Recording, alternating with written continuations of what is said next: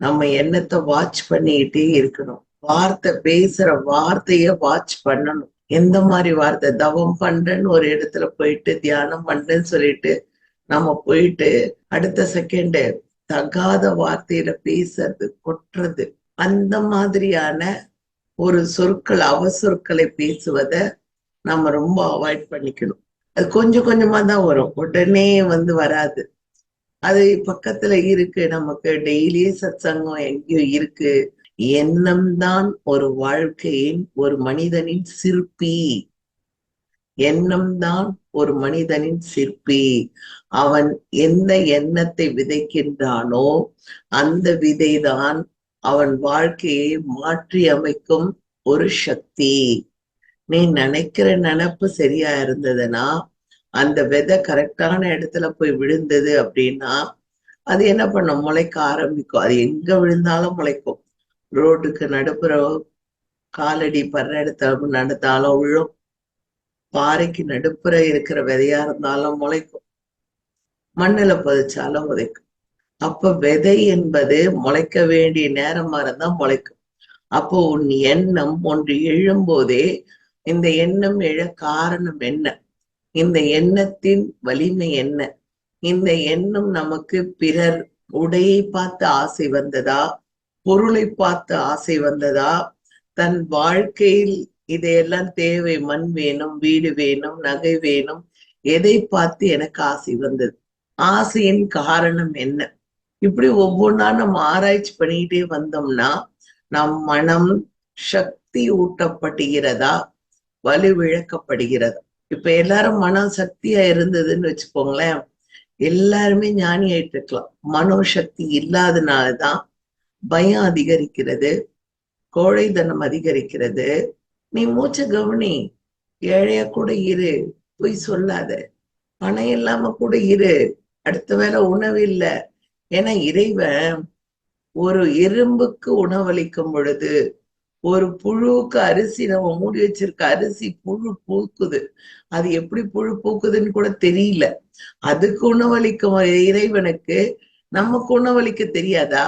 நமக்கு இன்னைக்கு உணவு இருக்குன்னா இருக்கு இல்லையா? அப்ப நீ ஏழைய கூட இரு, பணக்காரனாதான் வாழணும் நீ ஆசைப்படாத. 10 பேரை கொள்ளையடிச்சு நான் பணக்காரனா இருக்கணும்னு ஆசைப்படாத. உன் உழைப்பில் மேன்மையாக முடியும். உன் அறிவு இருக்கு, சாமர்த்தியம் இருக்கு.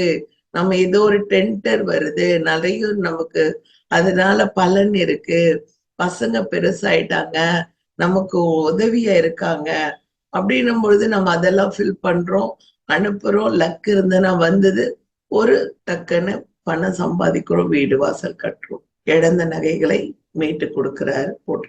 இது நம்ம எதிர்பார்க்காம நடக்கிறது. அப்ப இறைவன் நமக்கு எப்ப எதை கொடுக்கணும்னு நினைக்கிறானோ கொடுத்துட்டு போறான். ஏழ்மைங்கிறது ஒண்ணும் தவறான சொல்லோ தவறான செயலோ இல்லாமைங்கிறது ஒரு பெரிய ஒரு இது இல்ல. நீ அடுத்தவங்கிட்ட பிச்சை எடுக்கல இல்ல, தன் கையில இருக்கிறத வச்சுதானே வாழற. அப்ப அவங்களை எப்படி நீ ஏளனமா பார்க்கலாம்? இந்த குணங்கள் எல்லாம் இல்லாமல் இருந்தால்தான் தவத்தில் முன்னேற முடியும். அப்போ மனப்பக்குவம் என்பது எதில் இருக்கு அப்படின்னா உன் நாவில் இருக்குது. எப்படி உன் நாக்குல இருக்கு சொல்லுவ? உன் நாக்குல இனிமையா பேச தெரியுதா, கருணையா பார்க்க தெரியுதா? அதனால எந்த விதத்திலையும் கொக்கு போல ஒத்தை காலில் நின்று ஒரு மீனை பிடித்து உண்ணுவது போல் நாம் என்ன பண்ணும்? தவம் செய்வதற்கு எல்லா எண்ணங்களையும் விடுவிட எண்ணங்களற்ற நிலை. ஏன்னா கடல் போல எண்ணம் அப்படி குவிஞ்சி இருக்கா நமக்குள்ள.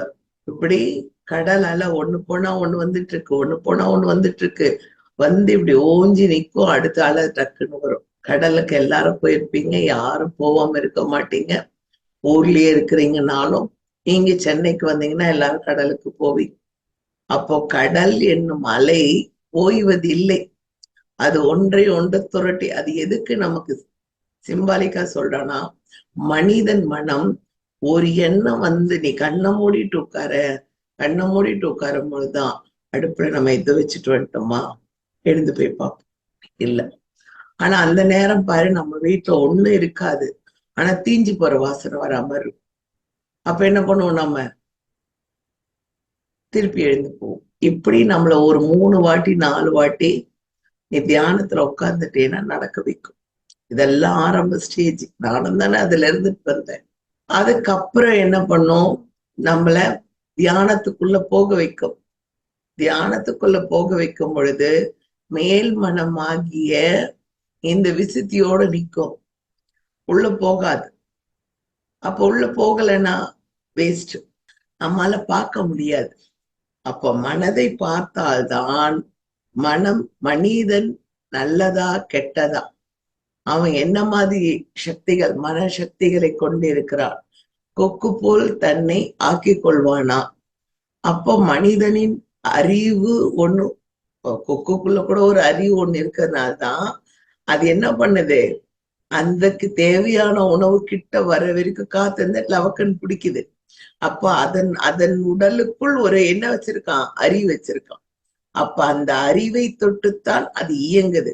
அதுபோல் மனிதன் நன்றாக தூங்கிட்டான், நல்லா தூங்கிட்டான். தூக்கத்துல கண்ணை மூடுறீங்க எல்லாருமே, கண்ணை மூடி தூங்குறோம்.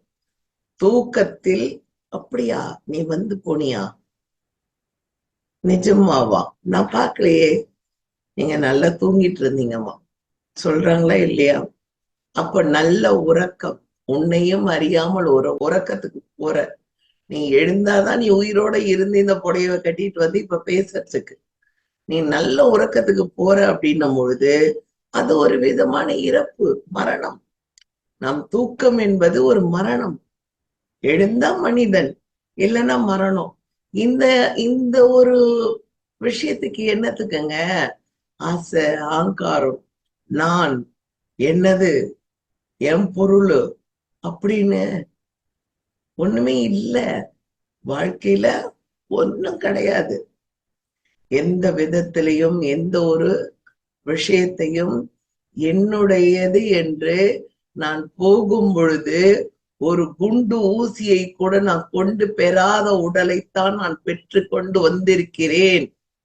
அப்பொழுது எதற்கு எனக்கு அழுகை, கோபம், கோழைத்தனம், மன பதட்டம், அகங்கார், நான் என்ற அகங்கார் இதுக்கு தேவையில்லைங்களே.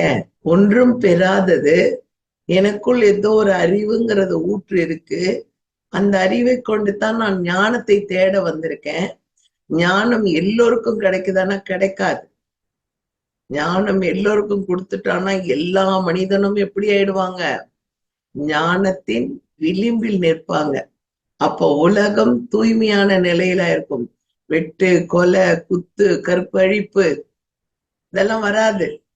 யாருக்கும் திருமந்திரத்தை படிக்க நேரம் இல்லை, திருக்குறளை படிக்க நேரம் இல்லை, திருவாசகத்தை ஓத நேரம் இல்லை, தேவாரங்களை எடுத்து படிக்க நேரம் இல்லை, உரிய நேரம் இல்லை.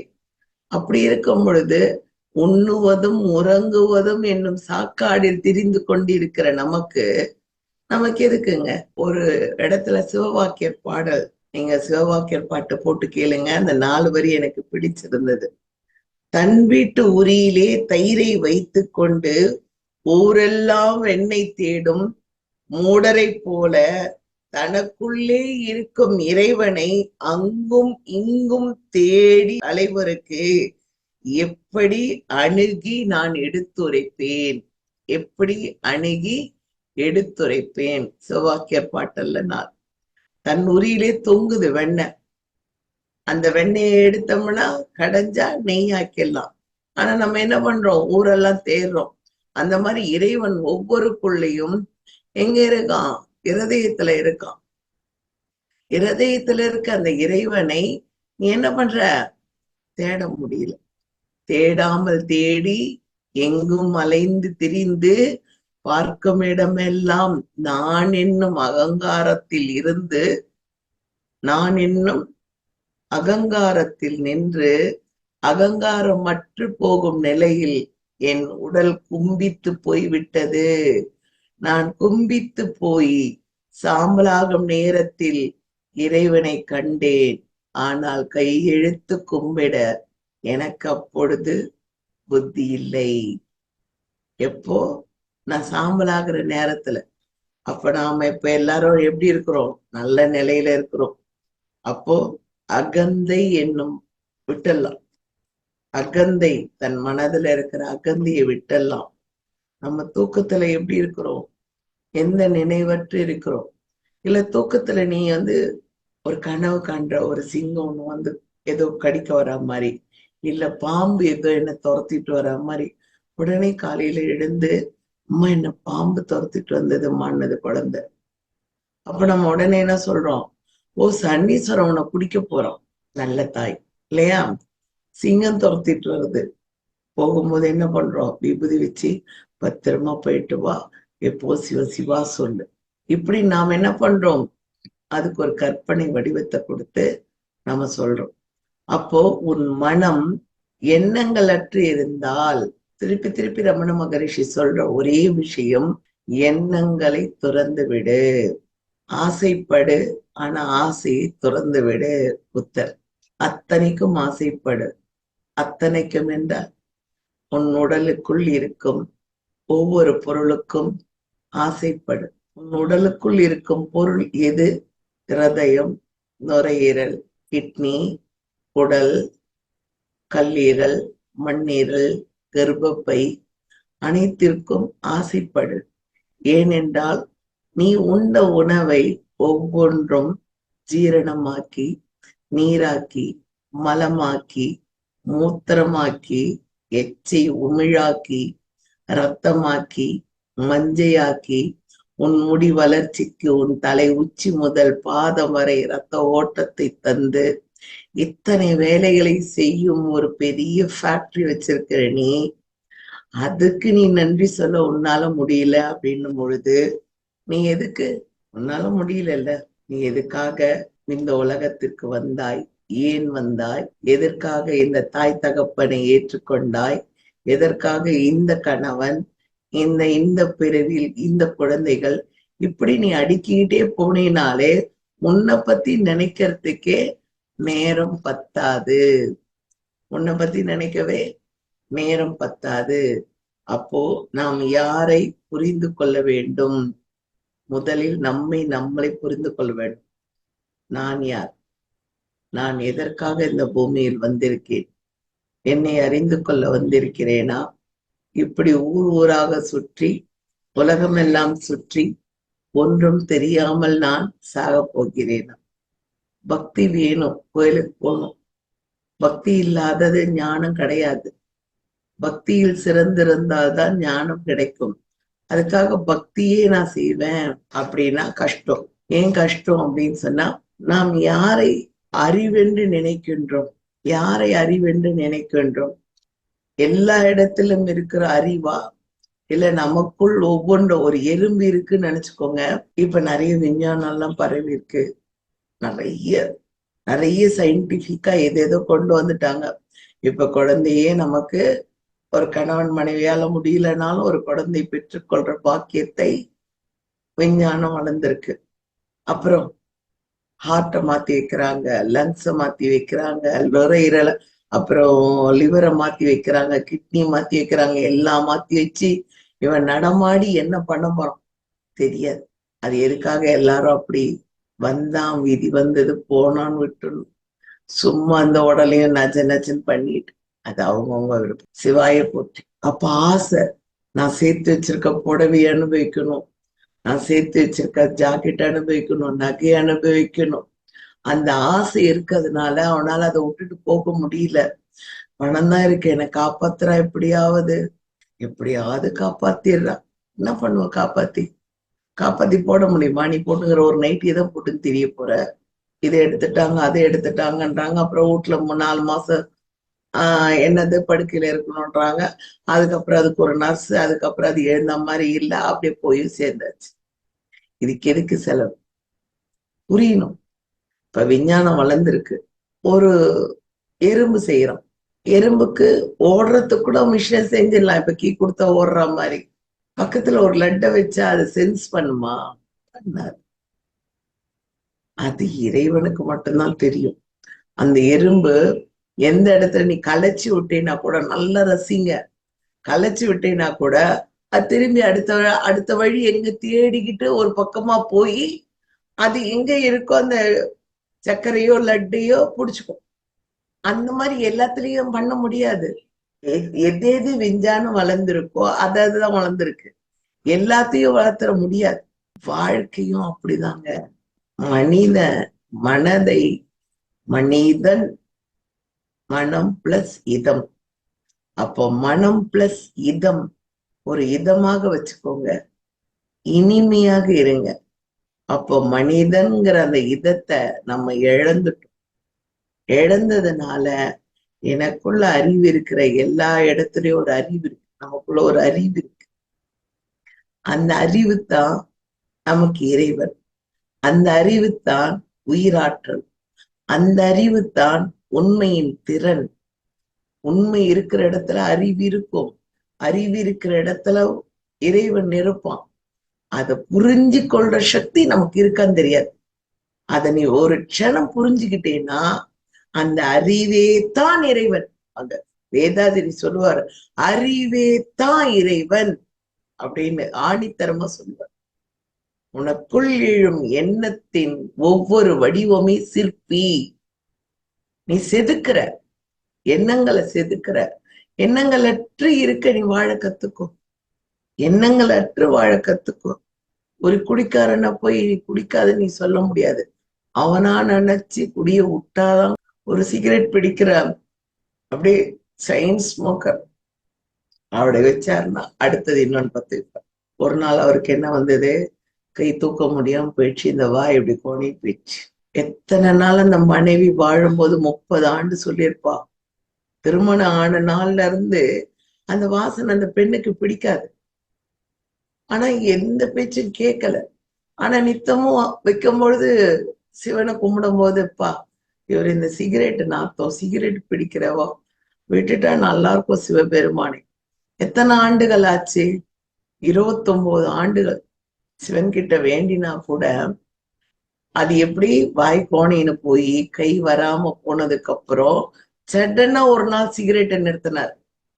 அப்ப இப்ப எத்தோ அடங்கிச்சு. இப்ப எத்தோ குளிச்சுட்டு வந்ததும் கையெழுத்து கும்புறாரு. சூரியனுக்கு போய் தண்ணி ஊத்துறாரு. நாங்க சொல்லி தரல, ஏதோ ஒரு மாற்றம்.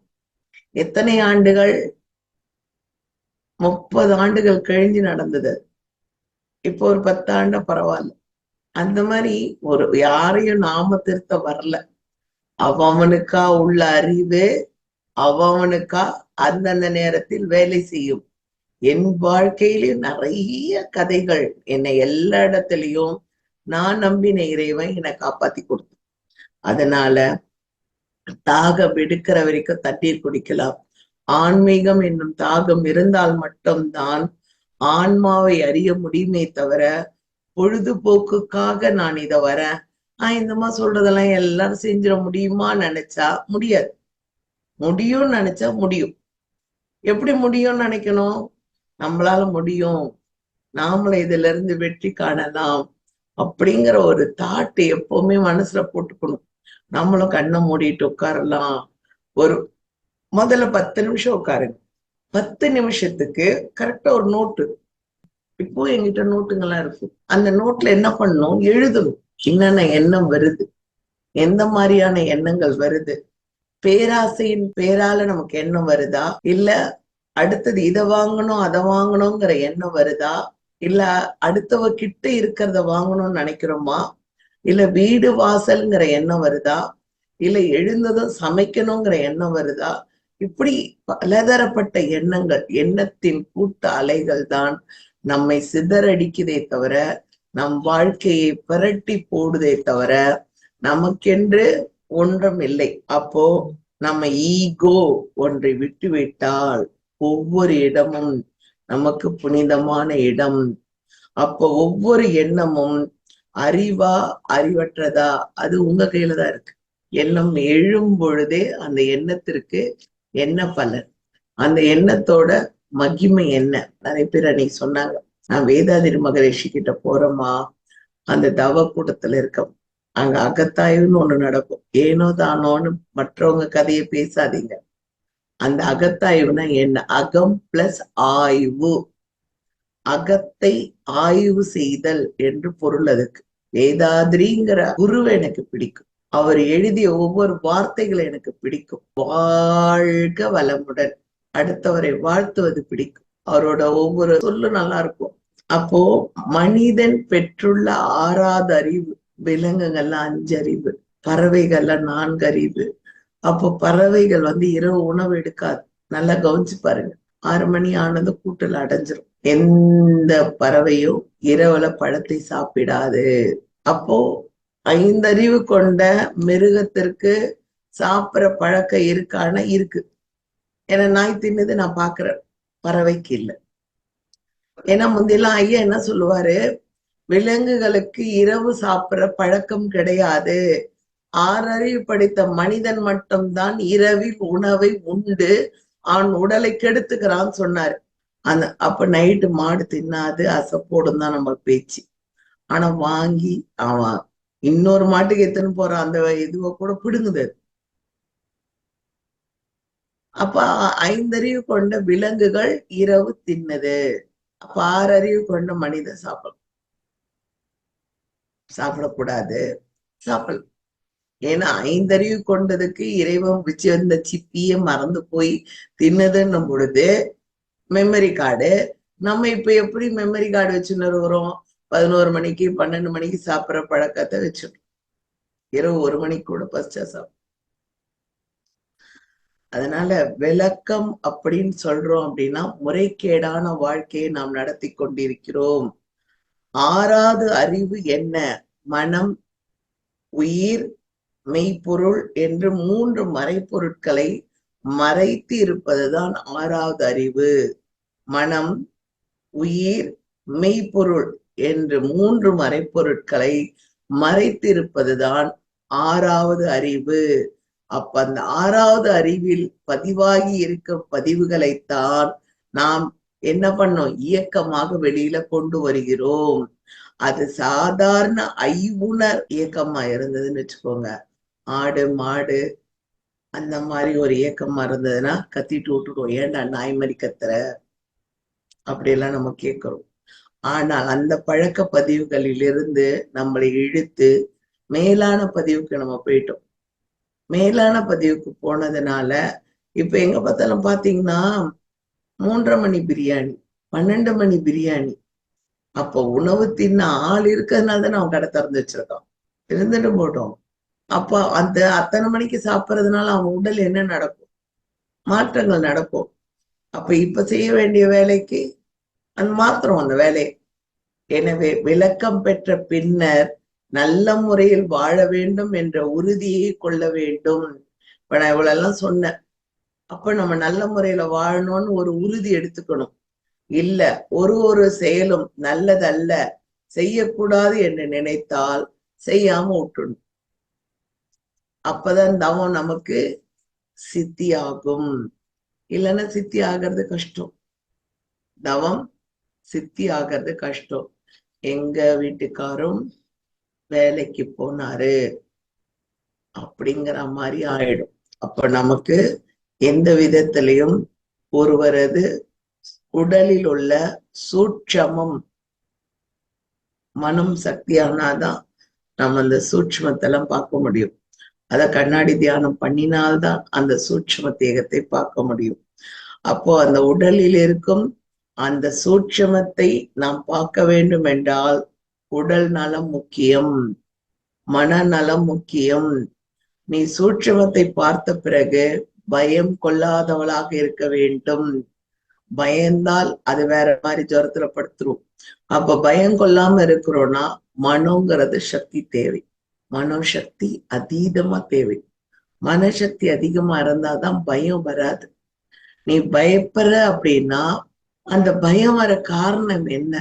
எதுக்காக பயம் வருது? நல்ல குரு ஒருத்தர் இருக்கிறாருன்னா அப்ப அவங்க கிட்ட உண்மையை நம்ம சொல்லுவோம். அப்ப நம்ம உண்மையை சொல்லி நம்ம ஒருத்தன் வாழறோம் அப்படின்னும் பொழுது அப்ப அந்த உண்மையின் விளக்கம் என்ன ஆகும்? அந்த குரு நல்லது சொல்லி தருவார். நீ எதுக்காக பயப்படுற, ஏன் பயப்படுற? பயங்கிறது உன்னை 6வது அறிவையும் அடித்து விடும் அப்படின்னு. அப்போ உடலில் சூட்சமம் என்று ஒரு சக்தி இருக்கிறது. சூக்குமம் என்ற சக்தி இருக்கிறது. இரண்டும் மனிதனாக பிறந்த நம்மால் மட்டும்தான் அதை அடைய முடியும். நம்மால் மட்டும்தான் அடைய முடியும். நம்மால அடையிறோம் அப்படின்னா நமக்கு என்ன வேணும்? மனோதிடம் வேணும், மனோசக்தி வேணும். அப்பொழுதுதான் நாம் நோயை குணப்படுத்தி கொள்ள முடியும். நம் உடலில் இருக்கும் நோயை குணப்படுத்தி கொள்ள வேண்டும். நமக்கா நோய் வந்துச்சுன்னா அந்த நோயை நாம் அறிவை கொண்டு மனசக்தியை கொண்டு குணப்படுத்தி கொள்ள முடியும். நாம போய் என்னோடது 10 வருட ஆயில ஒரு பையனுக்கு கொடுத்துட்டு அந்த கருமத்தை நான் வாங்கி வச்சுக்கிறேன் பாரு, அப்ப அந்த நோய் குணமாகாது. நம்மள மாதிரி பெரிய குருமார்கள் யாராவது எனக்கு தாரவாத்து கொடுத்தாங்கன்னா அப்ப எனக்கு நோய்களும். இது நிறைய சூட்சுமங்கள் இருக்கு. ஒருவது உடலில் சூட்சுமமாக சென்று அவரது உடல் நலத்தை சூட்சுமத்தில் பார்த்து நோயை குணப்படுத்தி கொள்ள முடியும். ஒரு அற்புதம். இந்த அற்புதத்தை சூட்சும பிரத்தியோக முறையின்படி தாந்திரிக முறையில் நாம ஆல்பா தியானம். ஆல்பா தியானம்னா எப்படி இருக்கணும்? ஆல்பா தியானம்னா என்னது? ஆட்டோ சஜஷன் சொல்லுவாங்க. திரும்ப திரும்ப ஒரு வார்த்தையை சொல்லுது, நான் நல்லா இருக்கேன், நான் நல்ல முறையில் வாழ்ந்து கொண்டிருக்கிறேன், என் உடல் ஆரோக்கியமாக இருக்கிறது, என் உடல் ஆரோக்கியமாக இருக்கிறது, என் உடல் பலமாக இருக்கிறது. ஆல்பா தியான முறையில் எல்லோராலையும் நோய் தீர்க்க முடியும். ஏன் நீங்கள் மட்டும் செய்ய முடியாது என்று நினைக்க வேண்டாம். எது விளையாட்டா சொல்றோம்னு நினைக்க வேண்டாம். எல்லாராலையும் அவங்கவுங்க நோய நம்ம மாத்திரையே சாப்பிடலனாலும் நம்ம உடல் தனக்குத்தானே சரி செய்து கொள்ளும் சக்தி உண்டு. நம்ம அதுக்கு மேல ஒரு 10 மாத்திரையை போட்டு அடைச்சு அதுவா நோய் தீர்த்துக்கிறதுக்கு அது ஒரு வழி தேடும். நம்மள பயமுறுத்துறாங்க. உங்களுக்கு சுகர் கொஞ்சம் அதிகமாயிடுச்சுமா, பிபி அதிகமாயிடுச்சுமா, அடுத்தது வேற ஏது, ஹார்ட் சரியா ஓடலம்மா, லிவர் சரியான முறையில இல்ல, கல்லீரல் சூடாயிடுச்சு, மண்ணீர் என்ன. அப்ப எல்லாத்துக்கும் ஒரு டப்பா நிறைய மாத்திரை. நீ அந்த மாத்திரையை முழுங்கினீன்னா அந்த லிவர் அந்த மாத்திரைய பிரிச்சு அதுக்குள்ள இருக்க சக்தி அனுப்புற வேலையை பார்க்குமா, இல்ல உன்னோட உடலை சரி செய்யற வேலையை பார்க்குமா? அதனால என்ன ஆயிடுது? அது கன்ஃபியூஸ் ஆயிடுது. நமக்கு இருக்கிற உள்ளிருக்கிற அறிவு தன் உடலை சரி செய்யக்கூடிய சக்தி இருக்கு. அந்த சக்தியை நம்ம மறந்துடும். அவ்வளவுதான் கதை. நாம் எல்லோருமே நம்ம வியாதியை போக்கிக் கொள்ளலாம். நீங்கள் ஏன் அந்த மாதிரியான ஒரு பிரச்சனையோ, யாருக்கு வேணாலும் நிறைய பிரச்சனை இருக்கலாம். நோய்வாய் பிரச்சனை இருக்கலாம், பணப்பிரச்சனை இருக்கலாம், மனதளவுல பாதிப்பு இருக்கலாம், தாய் தந்தையிடம் அதீதமான ஒரு திட்டுறது இருக்கலாம், இல்ல அவங்க கிட்ட ஏதோ பிரச்சனைகள் இருக்கலாம். எனி ஒன், என்ன பிரச்சனை எல்லாம் நமக்கு தெரியாது. கணவன் பிரச்சனைன்றாங்க, குழந்தை பிரச்சனைன்றாங்க, கொஞ்சம் நஞ்சம் இல்ல, எல்லாரும் பிரச்சனையோட தான் லைஃப் ஓடிட்டு இருக்கு. ஆனா அதுல நாம நாம வாழற வாழ்க்கையில முதல்ல எது சரிப்படுத்திக்கணும் அப்படின்னு நீங்க தான் அதை சரிப்படுத்திக்கணும். உன் வீட்டுல உனக்கு அது எது சரியா, எது முதல்ல சரி பண்ணணும்னு நினைக்கிறியோ அதை முதல்ல சரிப்படுத்திக்கணும். முதல்ல அதான் சரிப்படுத்திக்கணும். இப்ப நான் என்ன கேட்டா, நான் எனக்கு டைம் கிடைச்சா போதும், நான் தியானம் பண்ணணும், புத்தகம் எல்லாம் படிக்கணும்னு நினைப்பேன். என்னோட நேரம். ஏன்னா எனக்கு பேரம்பேத்தி எடுத்துட்ட, எனக்கு எதுவும் வேலை ஒண்ணும், யாராவது சாப்பாடு ஒரு பிடி கொண்டு வந்து கொடுத்தாங்கன்னா சாப்பிட்டு வேலை முடிஞ்சிச்சு. நிறைய பேருக்கு நிறைய வேலைகள் இருக்கும். இப்பதான் குழந்தைங்க 5வது படிக்கலாம், 6வது படிக்கலாம். அது ஏதோ பெரிய இறைவனோட ஒரு சக்தி ஐயா எனக்கு சிறு வயதிலே கிடைச்சதுனால ஒரு கால் நானும் உங்களை மாதிரி போற 50 வயசுக்கு மேல 40 வயசுக்கு மேல தியானத்துக்கு அலைஞ்சிருந்தனா எனக்கு கூட தியானம் வந்திருக்காதோ என்னவோ. திருநாகரசு சொன்னார் இல்லையா, இறைவா அன்றே சொல்லி வைக்கின்றேன், இன்று என்னால சொல்ல முடியுமோ சொல்ல முடியாதோ, நமச்சிவாயா வாழ்க என்ன அன்றே உனக்கு நான் சொல்லிட்டேன்ப்பா, இன்னைக்கு என்னால சொல்ல முடியல, நடந்து வர முடியல, என்னை எங்கப்பா காட்சி கொடுப்ப அப்படின்னு தலைக்கே நடந்து போறாருல்ல. காரைக்கால் அம்மையாருக்கு மட்டும் கொடுத்துட்டு 2 பேரும் ஒன்னாதான் போறாங்க. ஆனா முதல்ல கிடைச்சது காரைக்கால் அம்மையாருக்கு தான் தரிசனம். அப்புறம் அது இதெல்லாம் புராணங்கள் இருந்ததா இல்லையா? இருந்திருக்கலாம். ஏன்னா இவங்க எல்லாம் வாழ்ந்ததுக்கு சான்று இருக்கும் பொழுது இறைவன் வந்திருக்கு. அப்ப இறைவன் ஒருவன் இருக்கிறான். ஏன்னா நம்மளே நிரந்தரம் இல்லையே, நம்ம உடலே நமக்கு நிரந்தரம் இல்ல. நான் கண்டிப்பா கிளம்பி போறது உறுதி. எல்லாருக்கும் தெரியும். எல்லாருக்கும் தெரிஞ்ச ஒரு விஷயம், ரிட்டர்ன் போக போறோம். ஆனா என்ன டேட்டு, இயரு, கிழமை, டைம் தெரியல. ஆனா கண்டிப்பா போறோம். நம்ம காயகல்பமோ பெரிய ஞானியோ 30 ஆண்டோ 60, அது எப்பேற்பட்ட ஞானி ஆனாலும் சமாதி ஆயிடுறோம். போவாம இல்ல. வேர்க்கலமட சாமின்றோம், அப்புறம் சச்சினானந்த சாமிங்கிறோம் இல்லையா? அருணகிரிநாதருக்கே அவர் உடலை எரிச்சிட்டு கிளியாதான் தெரிஞ்சுன்னு இருக்காரு. பட்டினத்தாரு, பத்திரகிரி, இப்படி நம்ம எண்ணிலடங்கா கோடி சித்த ரிஷி கணங்கள் இருந்தாலும் எல்லாரும் ஒரு சமாதி வேற, திருப்பி உடலை எடுக்கிறாங்க போறாங்க. ஆக மொத்தம் உடல் நமக்கு சம்பந்தமே இல்லை. நம்ம போராத காலம் பட்டுப்புடவை கட்டிக்கலாமா, மண்ணாங்கட்டி கட்டி, நீங்க நினைச்சு பாருங்க. ஒரு காவி உடை எல்லாம், காவி உடைன்னு இல்லைங்க, ஒரு 2 ஆடை இருந்தா கூட போதும். ஆனா உலகப்பற்று, ஐயோ அந்த அம்மா பைத்தியமாய் போயிச்சான், இவன் நல்லதான் போவா, 2 புடவையை எடுத்துக்கிட்டு அக்கல்ல சொருவிட்டு எங்கேயும் மாடத்துல சோறு போடுறாங்க தின்னுட்டு வாழலாம் நினைச்சு போலாம். ஆனா என்ன சொல்லிடுவாங்க, பொண்ணை பெத்த வீட்டுல, சம்பந்தி வீட்டுல, ஏமா எங்க மானத்தெல்லாம் எடுக்கிற, உனக்கு இருக்குல்ல வீடு வாசல் இருக்கு, வீட்டுக்குள்ளே இருந்து தொலையாம இன்னும் 2 புடவை எடுத்துன்னு கிளம்புறேன். அப்ப எங்க பயப்படுறோம் நம்ம? மானம். என்ன சொல்லிடுவாங்களோங்கிற பயம். இதே ஒரு ஆணா இருந்தா, இவன் சன்னியாசியா ஓட்டான், மக்களுக்கு வாயி நரம்பு இல்லாத நாக்கு இல்ல, எப்படியானா பேசு. அவன் ஓட்டானாமா, ஏதோ புக்கெல்லாம் படிச்சு அங்கங்க தியானம் போய் கத்துக்கினானா, நல்லது கத்துக்கிட்டு அவனோட பூர்வ ஜென்மத்தை சரியான முறையில பூர்த்தி செஞ்சுட்டு போறான். அவனை இங்க உட்கார்ந்துகிட்டு இது சோறு படிப்படியா தின்னுங்கன்னு வகை வகையா தின்னுகிட்டு, இந்த அறிவு இதுவும் சாவ போகுது, இது அதை பார்த்து புரியுதுங்களா? அதனால ஒட்டும் ஒட்டாமல், பிடிச்சும் பிடிக்காமல் பற்றற்றீரு. திருவாசகத்துல கூட சொல்றாங்கல்ல, நோக்கரிய நோக்கே நுணுக்கரிய நுண் உணர்வே, போக்கும் வரவும் இல்லா புண்ணியனே, காக்கும் என் காவலனே. அப்படியே நீ பாக்குறியா, பாக்குற இடம் எல்லாம் நீதான்ப்பா, என் உடல்ல நீதான், அது எப்படியோ போக்கும் வரவும் நீ எனக்கு பாத்துக்கோயா, என்னை என்ன பண்ணணும்ன்றையும் நீ பாத்துக்கோ. அந்த உருகணும். இப்ப நீ திருவாசகம் படிக்கும் பொழுது உனக்கு கண்ணீர் வரலையோ, அப்ப நீ மனுஷியே இல்ல. திருவாசகத்துக்கு உருகணும். அத சிவபுராணம் படிக்கும்போது வரணும். கல்லாய் மனிதராய் பேயாய் கணங்களாய் வல்லசுரராய் முனிவராய் தேவராய் செல்லான் என்று இத்தாவர சங்கமத்துள் எல்லா பிறப்பும் பிறந்து இழைத்தேன் எம்பெருமானே, மெய்யே உன் பொன்னடிகள் கண்டுற்று வீடுற்றே. இப்படி இப்படி உருகுறாரு. நான் என்னென்ன பிறவி பிறந்தேன்னு தெரியலப்பா, இத்தனை பிறவிக்கு அப்புறம் என்னை இங்க மனுஷனா நீ கூட்டின்னு வந்துட்ட, மனுஷனா கூட்டின்னு வந்ததுக்கு அப்புறம் அவன் அருளால் அவன் தாள் வணங்கி, அப்போ உன்னோட அருள் இருக்கிறதுனால தான் நான் என்ன பண்றேன், உன்னை பத்தி யோசிக்கிறேன், உன்னை பத்தி கேட்கிறேன், உன்னை பத்தி படிக்கிறேன். அப்ப நான் என்ன பண்ணணும், நான் என்னையா பண்ணணும், அங்கே கொடுத்துடணும், அங்கே கொட்டணும். ஐயா நான் என்ன பண்ணணும், நான் என்ன பண்ணணும் சொல்லு. ஒரு நாள் பளிச்சு நமக்கு வரும், நீ இதை பண்ணு, நீ இதை செய், அப்படி நமக்கு அசிரி சொல்லும். தெய்வம் பேசும், குரு பேசுவார், குரு வந்து நிற்பார். இதெல்லாம் சத்தியங்க, என் வாழ்க்கையில நடந்தது சத்தியமான வார்த்தை. எல்லாருக்கும் வருவார், எல்லாருக்கும் முயற்சி, உடலை குணமாக்கும் முயற்சி எது வேணாலும் செய்ய முடியும். ஆனால் தாந்திரிகமாக பொய் சொல்லி ஒருவரிடம் பணம் பறிக்க கூடாது.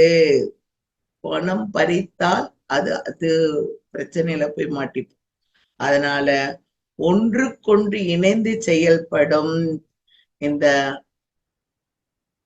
இயற்கையோட நீதியை புரிந்து கொண்டு, அண்டத்தில் உள்ளதுதான் பிண்டத்திலும் இருக்கிறது, நாம எங்க போனாலும் மேல உள்ளதுதான் கீழே இருக்கு. அதனால் அணுவில் உள்ள சக்தியும் நமக்குள் இருக்கும் சக்தியும் ஒன்று என்ற நினைப்பை நினைத்து கொள்ள வேண்டும். ஒரு ஒழுக்கு முறையை நாம் கையாள வேண்டும். அந்த ஒழுங்கு முறையை கையாண்டு கொண்டு வந்தால் நமக்கு எந்த பிரச்சனை வந்தாலும் தீர்த்து கொள்ள வேண்டிய சக்தியை யார் வந்து பார்த்துப்பாங்க?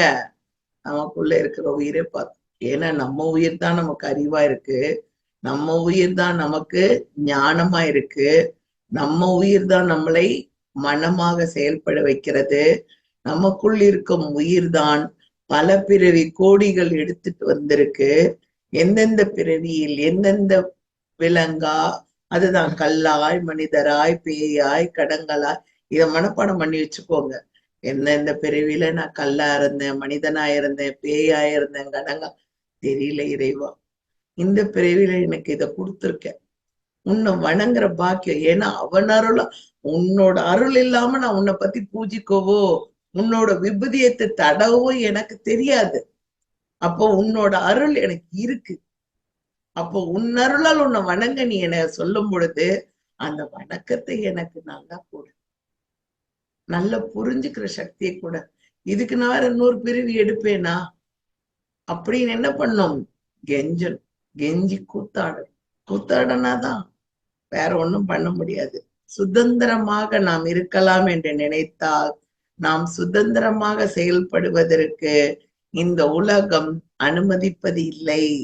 ஒரு விதிமுறையை வைத்துக் கொண்டு தான் நாம் எல்லா இடத்திலையும் பிரச்சனையை மேற்கொண்டு தான் சென்று கொண்டு இருக்கின்றோம். தாய்மார்கள், தகப்பன்மார்கள் மற்றும் தொழிலதிபர்கள், நிர்வாகிகள், என்ன சமயவாதிகள், அரசாங்கவாதிகள் என்று பல அதிகாரங்களை கொண்டு திகழும் போது தன் மனிதன் தான் அறிவை கொண்டோ ஞானத்தை கொண்டோ தனிமையில் வாழ்வதற்கு அவனுக்கு சுதந்திரம் கிடையாது இப்ப இருக்க உலகத்துக்கு. புரியுதுங்களா?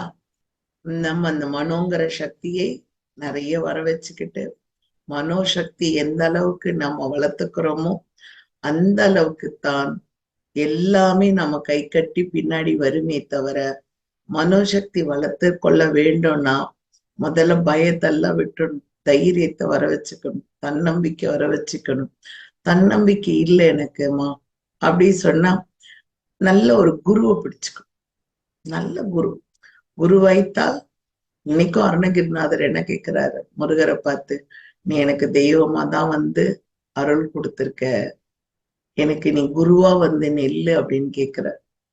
இன்னும் அருணகிரிநாதர் அழுகுறார், எனக்கு குருவா வந்து நெல்ல முருகா. முருகனா வந்து, ஏன்னா குரு வந்து தலையெழுத்தை மாத்த முடியும், தெய்வம் மாத்த முடியாது.